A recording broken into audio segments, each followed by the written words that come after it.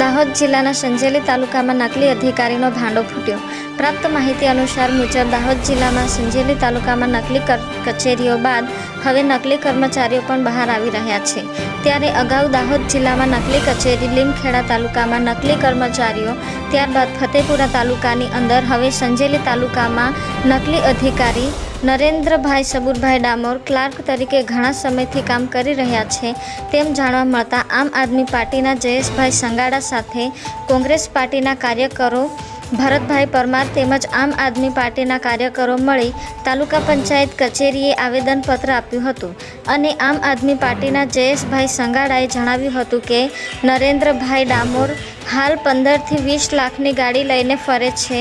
તો તેના દ્વારા કેટલા કરોડોના કામ મંજૂર કર્યા હશે અને કૌભાંડ આચરવામાં આવ્યું છે તે હવે તંત્ર ઊંડા પાયે તપાસ કરે તો કરોડોનું કૌભાંડ બહાર આવે તેમ છે।